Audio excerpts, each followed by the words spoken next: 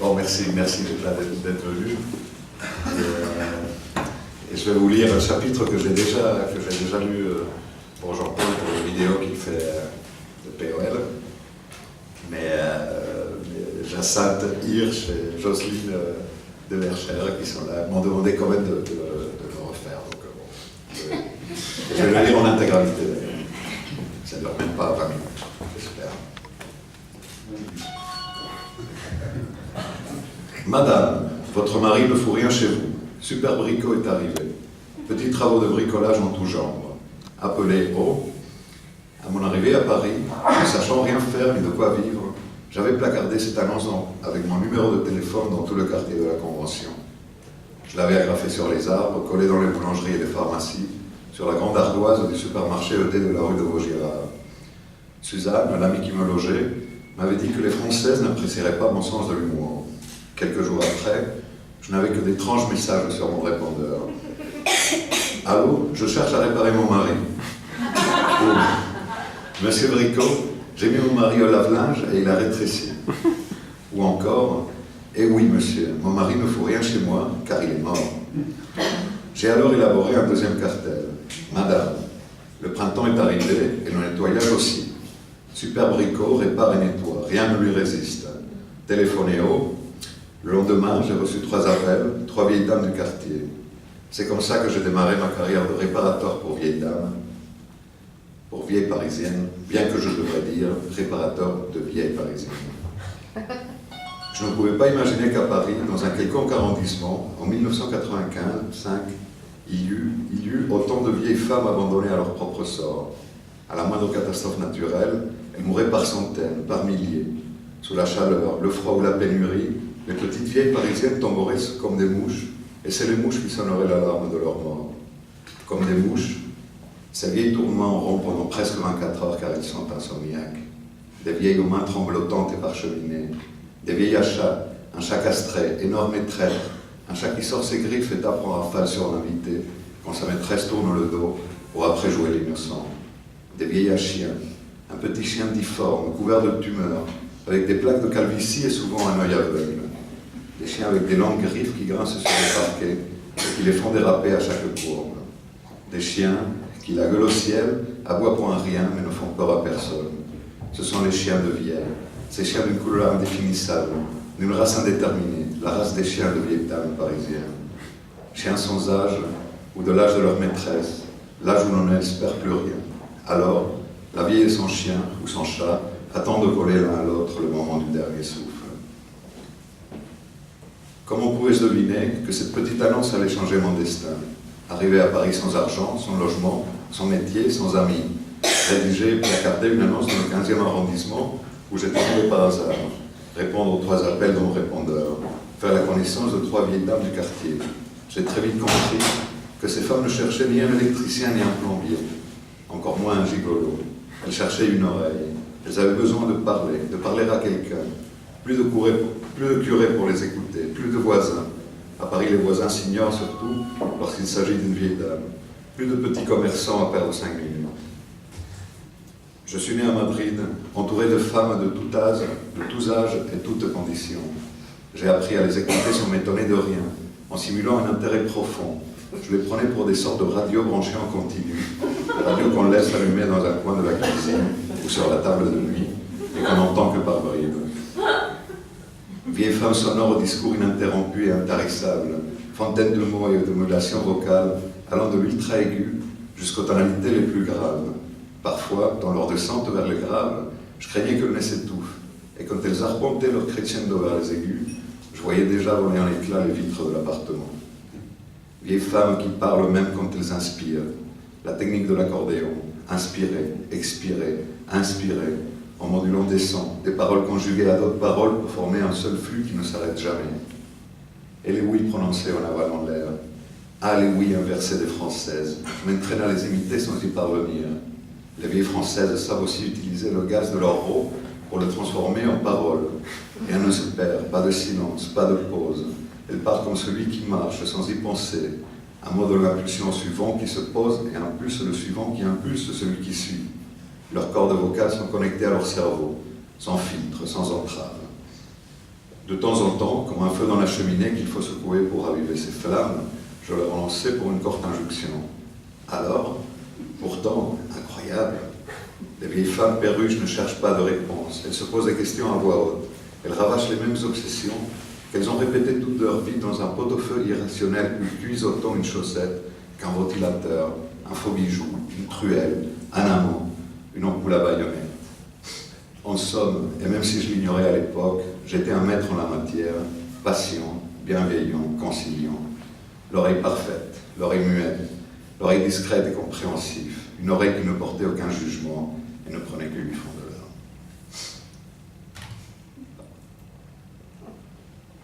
l'heure. Ma première cliente voulait que je fasse un ménage de printemps. Son appartement, rue de la Berge-Grégoire, était sombre et ténébreux. D'épaisses teintures feutraient l'atmosphère. Murs de plus de 3 mètres de haut tapissés de toile rouge sang. Gravures, dessins, tableaux d'avant-guerre aux couleurs acides, aux touches larges, presque fauves. Sans aucun doute, elle avait été une femme active, engagée, aimant les arts et côtoyant des intellectuels. Dans son musée, ou comme elle aimait dire, son cimetière, je pouvais voir des groupes d'amis dans des maisons de campagne, sur des berges de rivière, dans les Alpes sur des skis, ou assis en riant à des terrasses de café. Pas de mari, pas d'enfant, pas de parents. Elle avait fréquenté les cabarets de Saint-Germain-des-Prés et connu Gainsbourg. Je ne sais plus si je l'invente et qu'avec le temps, j'ai construit le portrait de la cliente que j'aurais aimé avoir. Peut-être que cette cliente intello est certainement lesbienne, chose qu'à l'époque ne me venait pas à l'esprit, n'était qu'une nonne de camp civil de l'Action catholique. Quoi qu'il en soit, c'est dans cet appartement que j'ai compris que maintenant j'habitais dans un pays riche et fini. L'épaisseur des matériaux, la largeur des parquets, la finition des meubles, tout était meilleur et mieux installé que dans mon pays natal. Des plafonds laqués comme des miroirs chez une petite vieille quelconque dans un quelconque quartier de Paris. Je n'avais jamais revu rien de tel. Ma deuxième, logée au 5e étage sans ascenseur d'un bâtiment délabré, situé au fond d'une suite de cours étroites et labyrinthiques. Je l'accompagnais le matin à la paroisse Saint-Lambert de Vaugirard, où elle me glait dans la chorale. Kyrie eleison, Christi eleison. Seigneur, prends pitié de nous qui les écoutons. J'avais encore un courbé, s'appuyant à la rampe, monter ses marches une par une, tirant son chien pour qui chacune était une montagne. Et les deux créatures ruminaient des sons inintelligibles et rouspétaient comme seules les vieilles parisiennes et leurs chiens savent le faire. Le monde entier s'est ligué contre eux, une conjuration universelle, voisins, concierges, froid ou chaleur. Les objets aussi s'obstinent à rendre la vie de ces petites dames plus contrariantes. Un bocal qui ne veut pas s'ouvrir, une fenêtre qui ne veut plus se fermer, le poids de la poêle et surtout la poussière. La poussière est le pire ennemi des pauvres petites vieilles. La poussière travaille en permanence à déposer sans voile sur chaque centimètre de leur appartement. Les petites vieilles craignent la poussière car elles savent que cette sorte de particules microscopiques qui volaient à sa guise dans les airs est composée de tous les morts qui sont revenus sur Terre et par un souffle que certains considèrent divin, s'élancent dans les cieux à la recherche d'un endroit où se déposer. Les morts, ainsi volatilisés, ensevelissent de leur vernis blanchâtre les appartements qu'ils habitent. Quand la vieille dame passe en chiffon sur la télévision, elle croit reprendre son fils écrasé en temps par une voiture, sa mère qui lui rendait la vie impossible, voire le général de Gaulle, pour beaucoup d'entre elles, est la quintessence de l'esprit. La poussière est la première pelletée que ces femmes reçoivent tous les jours, tout le temps, comme une pluie mortifère qui les écrase. Pour nous, les légères, pour elles, le couvercle du cercueil prêt à tomber. Savez-vous faire la poussière ? Me demandait-elle quand j'arrivais. Faire la poussière, comme faire l'ours ou faire le clown. Faire la poussière en français veut dire nettoyer la poussière, enlever avec une peau de chamois, un torchon ou un plumeau la couche de poussière qui a recouvert les meubles et les objets. Heure après heure, minute après minute, la poussière ne cesse jamais son labeur, constante, persistante, omniprésente. Et faire la poussière, c'est une vieille parisienne, c'est épousseter par une inimaginable quantité de trucs et de machins, de souvenirs, de photos encadraées. Souvent, je devais nettoyer leur cuisine, du jamais vu, inimaginable pour un Espagnol. La crasse et la graisse ou des carcasses d'insectes, des épluchures desséchées, des cure-dents, des étiquettes se collaient comme sur du miel. Je ne veux pas faire de généralité, et moins encore dénigrer ces pauvres parisiennes. Mais tant de saletés accumulées étaient pour moi du jamais vu. Pour une vieille madrilène, l'état des cuisines et des salles de bain doit être irréprochable. Les vieilles madrilènes frottent, balayent, aspirent et lustrent. Elles astiquent du matin au soir. Pardon. Du matin au soir et traitent toute trace d'impureté, toute preuve extérieure de leur dégradation, car leur intérieur, leur habitat, est l'extension de leur corps, de leur empire, la raison de leur existence. Preuve en est, le rayon de produits ménagers dans les supermarchés. Si en France on trouve une dizaine de marques, en Espagne il en existe des centaines. C'est un syndrome bien connu. Quand l'Espagnol déprime, elle descend et achète des produits ménagers de toutes les couleurs et marques. Elle les collectionne, elle les stocke dans le placard comme s'il s'agissait de bijoux, ou plutôt des parfums, car pour compenser les angoisses existentielles, la femme madrilène inspire profondément les émanations chimiques, parfumée lavande, pain au citron, avec autant de véhémence que Marcel savourait sa madeleine. Produits ménagers qui nettoieront leurs fautes originelles, la tâche indélébile d'être les femmes dans un pays qui ne les mesure qu'à la lueur de leur sol. Recherchent un temps où elles pensent avoir été heureuses. À genoux, dans la cuisine, elles ouvrent leur caverne d'Ali Baba et inhalent le déboucheur WC qui submergera leur tourment dans le chloride de la dépression. Pendant un bref instant, une bouteille de produit javelisé calmera la vacuité de leur existence.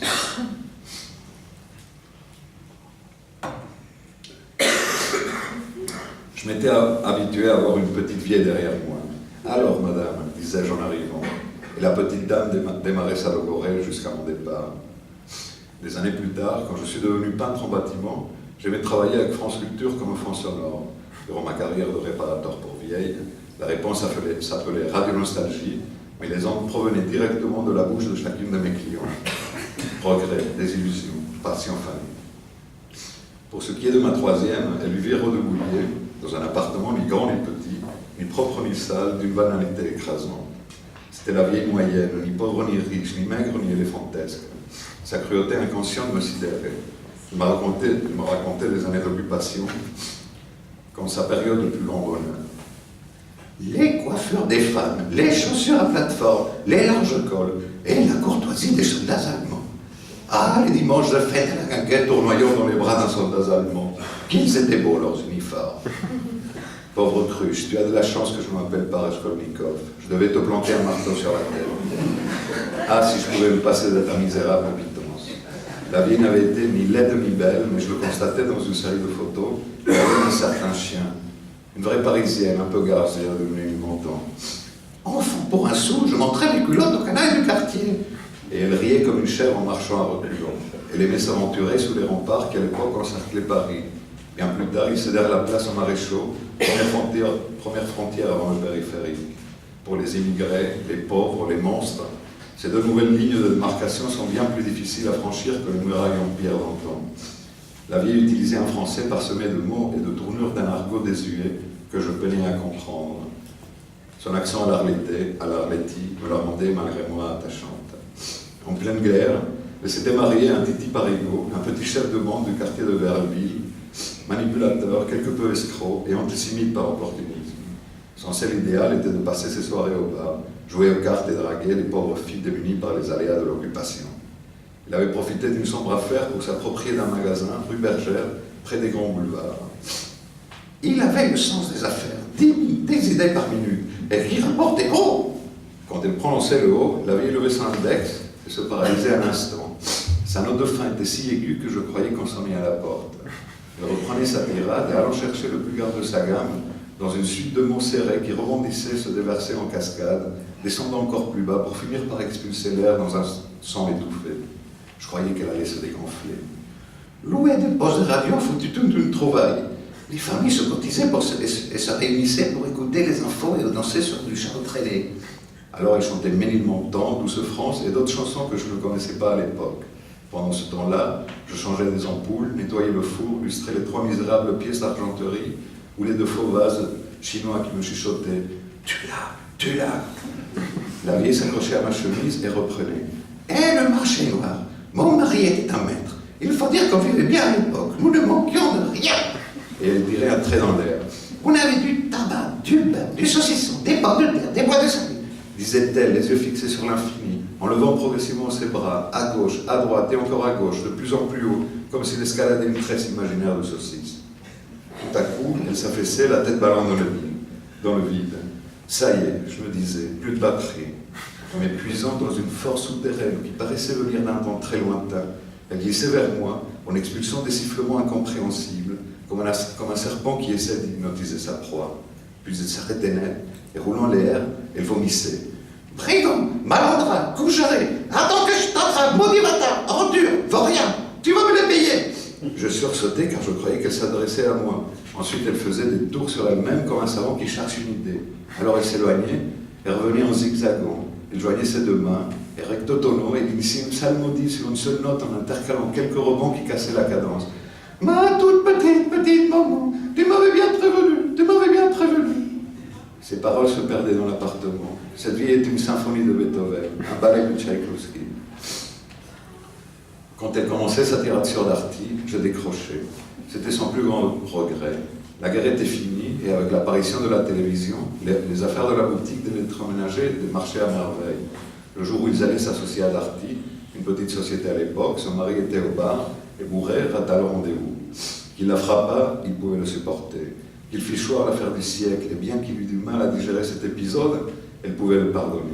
Mais que le monstre éthylique leva la main sur leur unique enfant, Marcelin, cela fit exploser la frontière de sa résistance.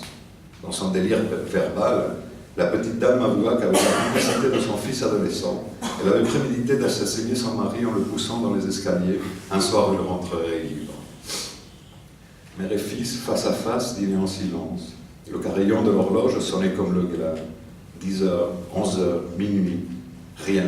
Le mari n'arrivait pas. 1 heure, 2 heures, 3 heures du matin, toujours rien. Ce n'était pas normal. On frappa à la porte. Il a dû perdre la clé, ce bougre. Et la femme, prête à commettre l'irréparable, descendit pour ouvrir. C'était la police. La pauvre idiote avoua. « Oui, je l'ai fait. C'est moi, arrêtez-moi, emprisonnez-moi, tranchez-moi la tête si cela vous convient. Mais mon fils est innocent, innocent. » Le policier ne comprenait rien. « Madame, calmez-vous, on vous apporte une mauvaise nouvelle. Votre mari s'est fait écraser par un camion en sortant de son bar habituel. Il est mort. » La femme s'écroula. « Seigneur, y a-t-il un Dieu? Y a-t-il un Dieu? Fini les coups, fini les attouchements baveux et l'haleine aigre le soir au lit. Fini les souffrances et la terreur. Bien qu'innocente, la femme portait la charge d'un crime qu'elle n'avait pas commis. Elle traîna cette culpabilité pendant longtemps, car elle vécut presque 100 ans, perdant jour après jour une nouvelle fonction vitale, se traînant comme un lombric, suppliant de mourir, de trouver enfin la paix. Jusqu'à la fin de ses jours, elle sursauta chaque fois que retentissait la sonnerie à la porte. Elle voyait son mari réapparaître, le visage écrasé, défiguré, recouvert d'un sang noir. Il revenait pour la violer, la torturer, s'accaparer la chaussette où elle amassait son argent. Alors, dans la tête de la bonne femme, l'enseigne Darty se mettait à clignoter. « Des Juifs, encore des Juifs !» Elle agonisa seule pendant de longues semaines dans cet appartement ni grand ni petit, ni propre ni sale, d'une banalité écrasante. Voilà.